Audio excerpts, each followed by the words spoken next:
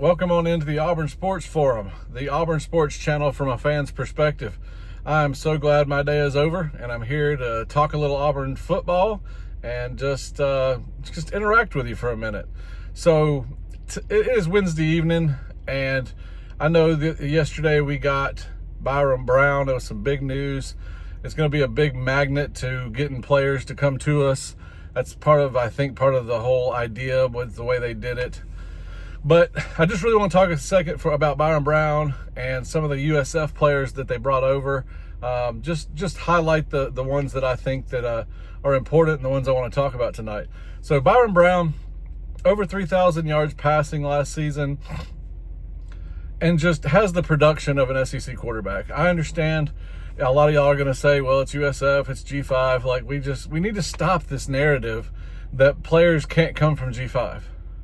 Because when they have the attributes, the measurables, the mentality, and from everything Byrum Brown does, from the way he handles himself daily, takes care of his body, takes care of his mind, he's a dude. He doesn't have any issues. He's just a straight-laced businessman.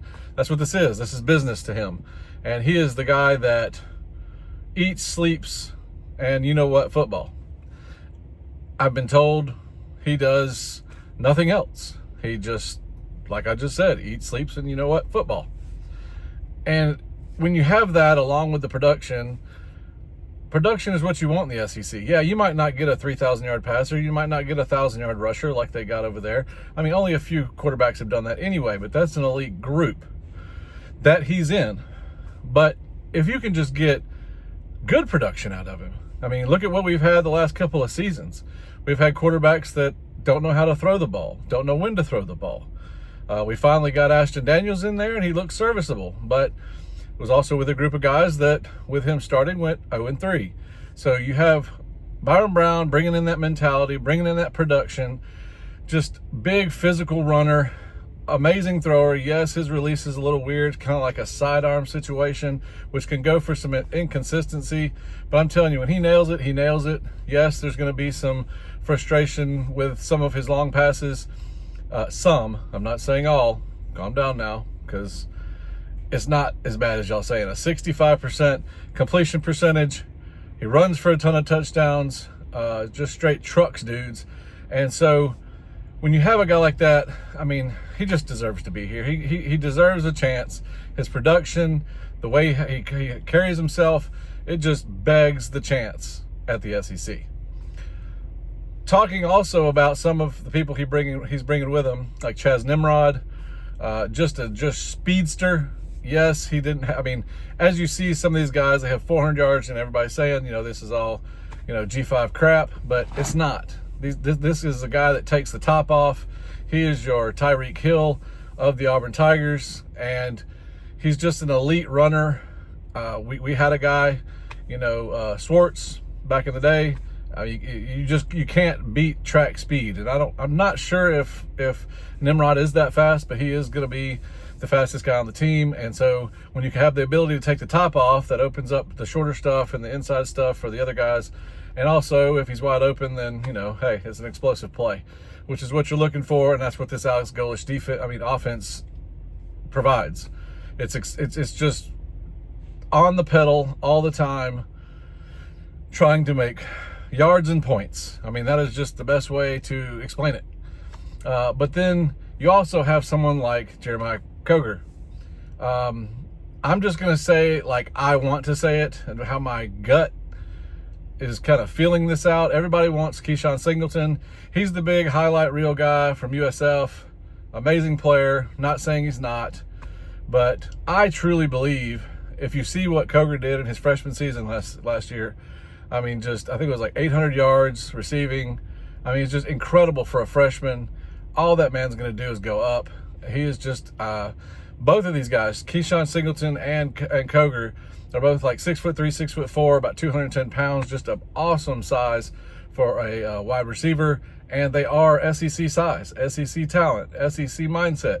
So this whole narrative that we have going into the season, that this is the Auburn Bulls or whatever y'all want to say, these guys are going to shut you up. These guys are going to get out here and they're going to ball. Because if you look at what they did at USF, there isn't a single guy that they've brought over from USF. Go watch a USF game. Or go watch 2 USF games. And then every time you see someone that kind of stands out and looks like a dog, write his name down. Because after you write all their names down, after watching several games, now go look at that list and compare it to the list that Alex Golesh has brought over. It's going to be the same. It's going to be really close. Because that's who he's bringing with him, all his dogs. He's bringing all his dogs with him, and they're moving up. That's what they're doing. It's like the Sandlot, baby. I mean, we're gonna play low level ball until we make it to big level ball, you know. And it's like everybody's out here just dogging it. Look at these guys' measurables. Look at what they've done. I mean, this dude is a freshman. Jeremiah Coger, freshman, 6'3", 6'4", 210 pounds. That is a stereotypical size for SEC wide receiver. And he's a dog. So why are we not giving these guys chances? I don't understand why. Because what are y'all going to do when he scores some touchdowns and we win some ball games and looks really good? Like, what are you going to do? Just eat your words and act like you didn't say it? You know, I will. If he doesn't end up being what I think he's being, I'll get on here and say I'm wrong. I have no issue with that. Keyshawn Singleton, he hasn't signed with us yet. I believe he will, but all of these guys coming with him are all top level athletes, if I can get it out of my mouth, that will translate to the SEC. They all have the production. They all have the size. What else do you need? You know, in the SEC, the only thing you'd need different from what they have at the G5 level is your interior and your offensive defensive line, the trenches.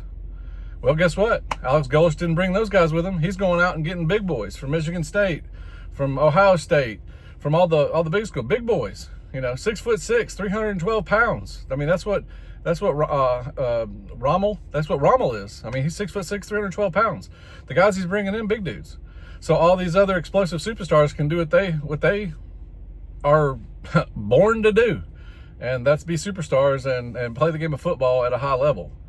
The other thing that you have to think about as well, with all these USF players coming over, and yes, I'm not mentioning all of them, I'm just highlighting a few for the sake of this video and stuff that I've just had on my brain, is that when you bring these guys over, they're all aware of the culture. And I've you know, seen in message boards and everything else about where these guys are and what they do.